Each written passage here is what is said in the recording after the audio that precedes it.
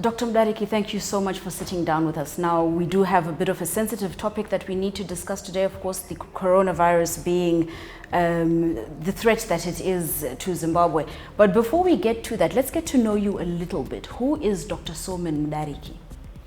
Okay, thank you very much, Candice. Thank you for having me. Dr. Mdariki is a 40-year-old husband of Deborah Mdariki, mother of my 3 beautiful children. Mm-hmm. Yes, I have been with City of Harare since 2010. Okay. Until now, and then I graduated with the University of Zimbabwe in 2005. Yes, I'm also a sports physician. Okay. And I'm the emergency doctor with the City Emergency Services Division. All right. Now, tell us about your 3 kids. Okay, the first one is Diwa. He's a St. George's boy. He's into sport, a lot of, he's inquisitive in my work. But he wants to be a sports person, doesn't want to be a doctor. He wants to be a sports person. Yes. Then comes Angie, the apple of my eye. Daddy's favorite. She competes with Deborah, my wife, for attention all the time. And she's also overprotective of father. Okay. Yes, all right. and the last one is, we call him Sonic. You call him Sonic? Sonic is too fast. In everything, it's just too fast. You can't believe he's 18 months. Yeah. Yes, but it's called Danai Mdariki. All right. Yes, and the factory is closed. Oh, really? Okay. Does Deborah know this? Well, If she does now. All right. No, so from being a father, 8 to 4 man, to now having to deal with the coronavirus as lead of a team, how did we get to this point? okay. Thank you for that question. When I joined the City of Harare in 2010, I was coming from the district. Yes. I was in Kotwa for 3 years as the government medical officer there. So we used to experience a lot of vehicle crashes. As you know, Harare Nyamapanda is the highway that opens into Mozambique, then Malawi. So we used to have a huge traffic of vehicles. Then after vehicle crashes, we then respond. And that's when the interest in emergency services and medicine started to evolve. Some used to call me maybe an adrenaline junkie, because we used to stabilize patients in Nyamapanda, then refer them for further management in Harare. Okay. So when I then joined the city in 2010, I was with the City Health Department under the able leadership of the director then. Then I saw an opportunity to join the Emergency Services Division, and the authorities be duly obliged. All right. Now let's look, of course, directly at the virus itself. It's a new phenomenon, and it really has spread literally overnight from when it was first reported in China. What are the steps that you and your team had to go through to get prepared to be able to now start screening people, handling any potential cases? What did you have to go through as a team? Okay, as a team, we actually we are part of the rapid response team for the city. And since we're in the capital city, probably some people would choose to say we are part of the National Rapid Response Team. And in that rapid response team, we are we're part of the thematic group that deals with pre-hospital activities. Okay. By that we mean if someone is flagged as a person of interest at the point of entry or exit, we are there to safely evacuate that person, thereby facilitating breaking of the transmission cycle. Okay. For example, if someone comes to our show or our ports of entry with having been flagged as a possible person at risk or exposed, we are then activated.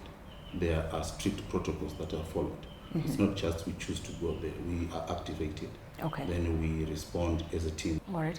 Now, we know that Zimbabwe has reported 2 cases. They've since been cleared. But I want you to take me through what you went through as an individual. How did you feel when your first call came to say, okay, we have a suspect and we would like you to attend to them? What were the feelings that went through you as a human being?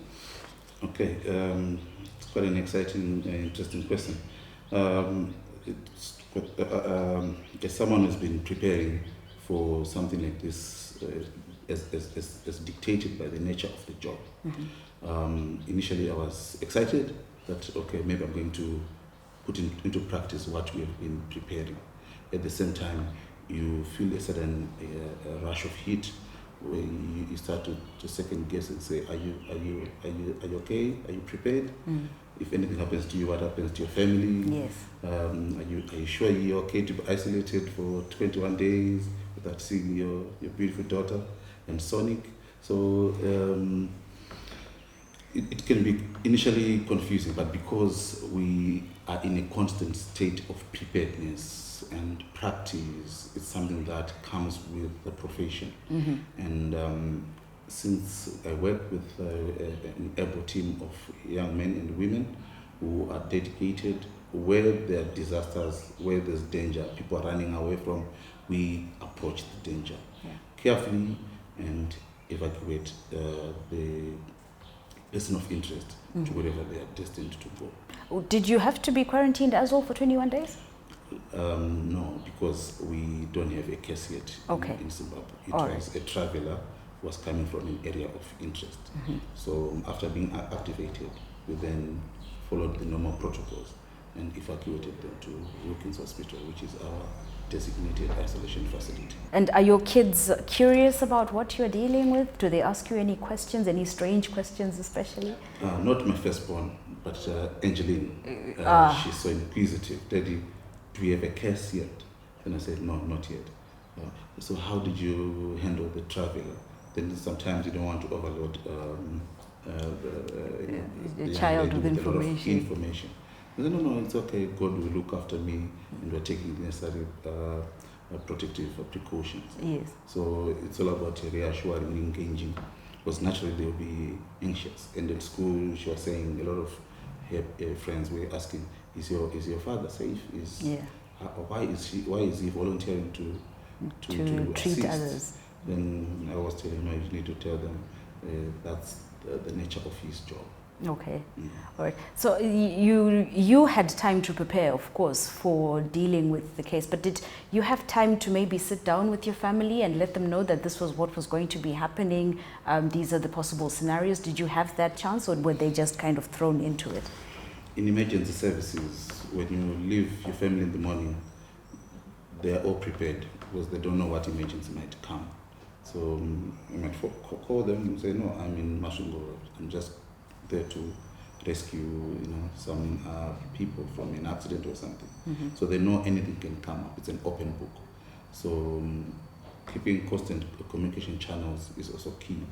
And glad to report at our workplace, once you're out on responding, normally they also contact your family, especially if it's out of area or out of our normal hours. Call. Okay. All right. Now, has your interaction, social interaction especially, has that changed in any way? Do you have people worried about you being sick and trying to avoid you? What are you dealing with?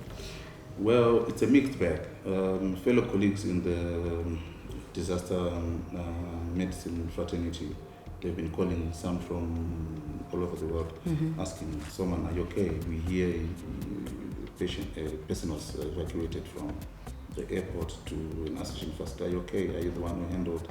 Sometimes I say yes, sometimes I say no, because I don't want to invite a lot of questions. Okay. Then some are definitely worried. Colleagues from a medical school say, why are you doing this? Why are you putting your family at risk?